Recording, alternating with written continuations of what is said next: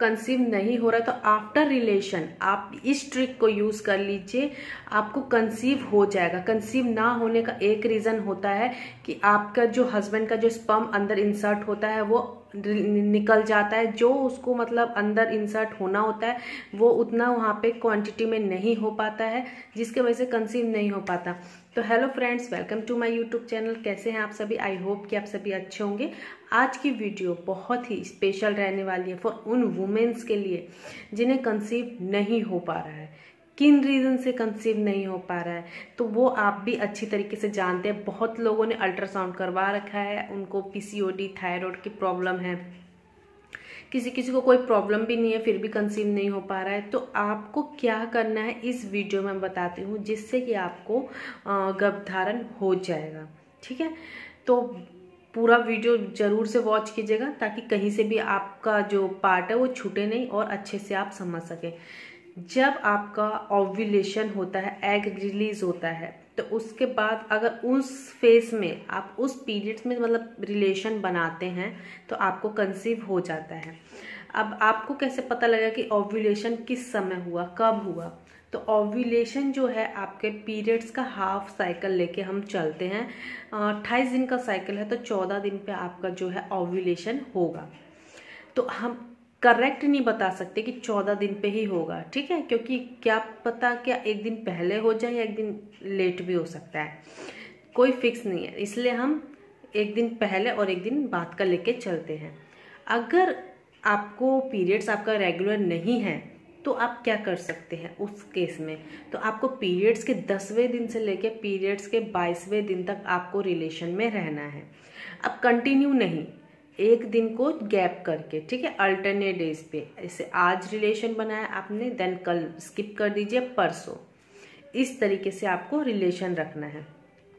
अब तो ये बात हो गई कि किस समय एग बनता है। अब ये होता है, बहुत सारी फीमेल्स हैं हमारी, क्या होता है कि हमें रिलेशन बनाने के बाद आधे घंटे तक बेड पे ही रहना होता है, सेम डायरेक्शन में, सेम पोजीशन में, जिसकी वजह से जो स्पर्म है वो बाहर निकल ना सके, अंदर ही इंसर्ट रहे।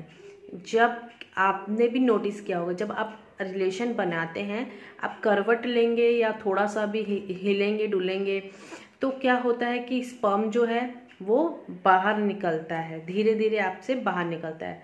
तो आपको क्या करना है, मैं एक ऐसी ट्रिक आपको बताऊंगी जिसकी वजह से स्पर्म अंदर ही रहेंगे और जो स्पर्म एग से मिलना होगा वो उससे मिलेगा भी और आपको कंसीव हो जाएगा। तो आपको क्या करना है, जब आपके पीरियड्स होते हैं तो आपको पता है कि एक उस फेज में, जरूरी नहीं कि आप सभी इस चीज़ को यूज़ करते होंगे, बट जनरेशन इतना आगे बढ़ रहा है कि बहुत सारी फीमेल्स इसको यूज़ कर रही है। मेंस्ट्रुअल कप जो आता है पीरियड्स के दौरान, जो उसको कप को आप अंदर इंसर्ट करते हैं, अब वो ब्लीडिंग को होल्ड करके रखता है, देन उसके बाद आप उसको निकाल के फिर उसको साफ करके दोबारा से अपने अंदर इंसर्ट करते हैं। वही मेंस्ट्रुअल कप आपको आफ्टर रिलेशन बनाने के तुरंत बाद ही, 1 मिनट का भी गैप नहीं लेना, जैसे रिलेशन बनाया तुरंत आपको वो कप जो है अपने वेजाइना में इंसर्ट कर लेना है।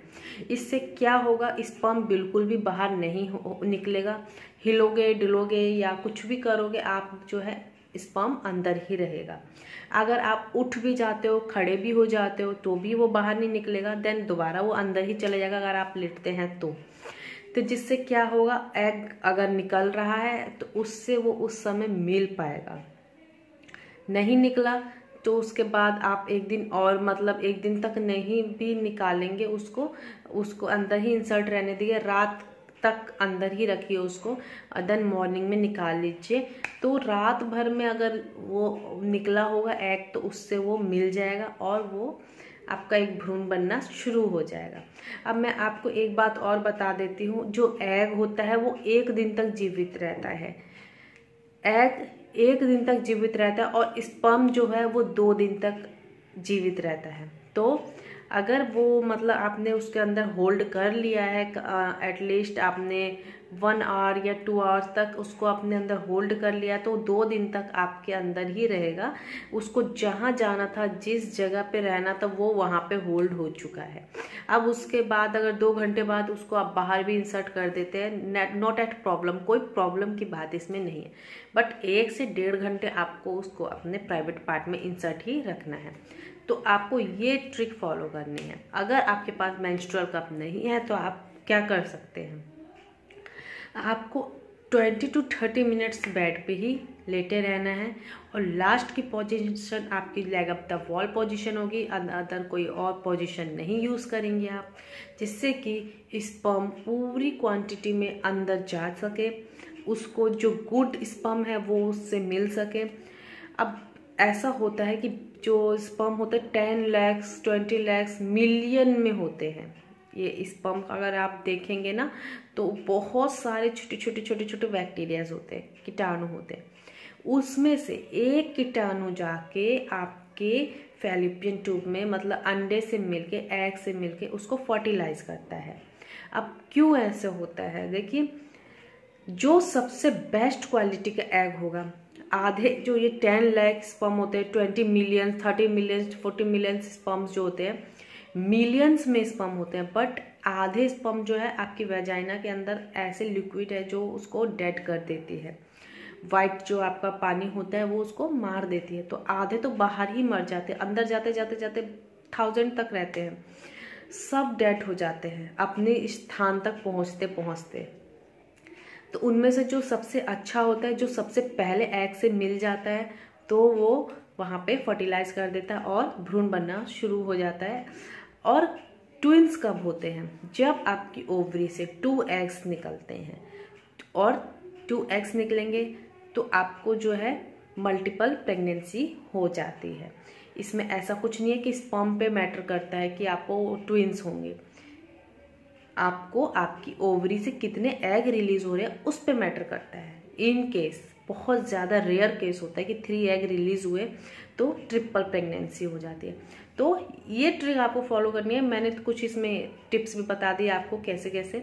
तो आई होप कि आपको वीडियो समझ आई होगी। तो चैनल को लाइक और सब्सक्राइब कर देना, साथ ही बेल आइकन को प्रेस कर दीजिएगा ताकि मेरी वीडियो के आने वाली सभी नोटिफिकेशंस आप तक पहुंच सके। इसी के साथ मिलते हैं आपसे नेक्स्ट वीडियो में, जब तक के लिए बाय।